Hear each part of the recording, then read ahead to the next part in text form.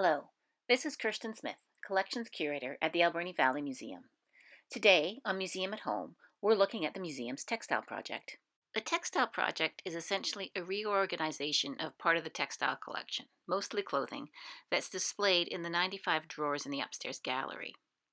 The other day, I found the draft of the original idea for this project and it was dated to 2013, so it's taken us a while to bring this to fruition. Why reorganize? As new pieces come into the collection, they're placed in empty drawers where there's space. Over time, some collections grow more than others, and it's difficult to keep the pieces together. It was just time to pull everything out, sort it, and put it all back again. If only it were that easy. The drawers have to be removed entirely in order to change the contents. And where do you put 95 drawers and their contents, all while the museum is open to the public? Part of being a visible storage museum means that our storage space is in the public galleries, and to work in the storage space means you often have to have provisions for dealing with the public as well as the artifacts. We drafted a plan to accomplish the move in the gallery space. Remove one drawer, take out the contents, put it in the next drawer, and continue. But it's a very slow process and requires a lot of staff. 3 to pull the drawers and arrange the textiles, and then 1 to look after the museum's front desk and interact with the public.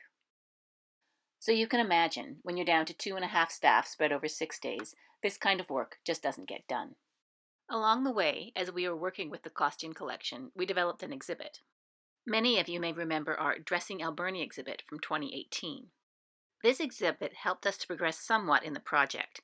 It allowed us to pull a number of pieces all at once, and with the addition of some summer students to our regular staff, we were able to reinstate a number of pieces in their new location.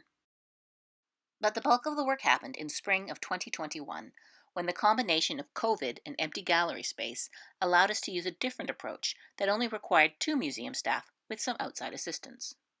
Due to COVID, the museum had limited opening hours, which allowed more behind-the-scenes work to get done behind closed doors. This was coupled with a big gap in the temporary exhibit schedule. We ended up with 9 weeks where we could use the space in the temporary exhibits gallery. So instead of working on 1 drawer at a time, we could pull 15 to 20 drawers at a time. Our process was to have the parks crew come in and bring a set of drawers down. Amy and I would work for 1 or 2 weeks on the objects in the drawers, and then the parks crew would return, bring the completed set upstairs, and haul a new set down. Our main initiative was to reorganize the drawers, but while we had the drawers open, we took the opportunity to get some other museum work done. This included a condition check. Condition checks are part of regular museum maintenance, examining objects to see how they're faring. Are they fading? Have insects eaten them? Has that stain spread? Is that rip any larger? Have they become brittle? You can see the silk lining on this jacket has shattered. The condition check can be compared to past and future condition checks to see how stable an object is and if any intervention is required.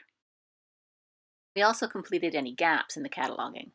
Cataloging, which is gathering all the data about an object, its history, how it looks, what material it's made of, its official name, its dimensions, is a very detailed job that takes time. It's also difficult to do without the object right in front of you. There are times when pieces are put on display with only skeletal cataloging, just the bare minimum. But with the pieces out of the drawers, this was a great opportunity to flush out the cataloging on some pieces where it may have been lacking. And we also took photographs. It's our practice to photograph every object that comes into the museum, but many objects were photographed with black and white film, which is less useful in the digital age. So partially for our records, but also to have some digital content available for future projects, we photographed the pieces in color and in a digital format. We've also photographed as many pieces as possible on a mannequin. How clothing looks on a mannequin gives a greater understanding of how the piece was worn, and having this photograph can be useful for future interpretation. The drawers, as they've always been, are divided into 9 banks labeled A through I. Bank A has shallower drawers that are more accommodating for small or flat textiles. As has been done previously, we're using these drawers for small articles of clothing and various flat textiles: gloves, doilies, scarves, aprons, patches and badges, ribbons, etc. As you can't see what's in the upper drawers, unless you're very tall, the objects were positioned in the drawers so you get to see a little of everything. Banks B and G are the longest drawers, nearly 1.5 meters wide, and these are being used for ladies' dresses. Within these drawers, we grouped the dresses.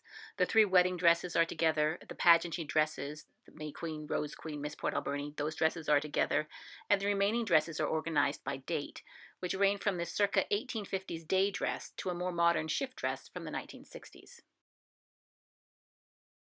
Men's clothing can be found in banks C and D. Bank C is fairly wide and bank D is narrow. In some cases, we put a whole outfit across 2 drawers. The pants, for example, are in the longer drawer. The corresponding top, the shirt or the vest, is in the neighboring D drawer. Within the men's section, clothing is divided into more formal dress wear, work jackets, and military uniforms.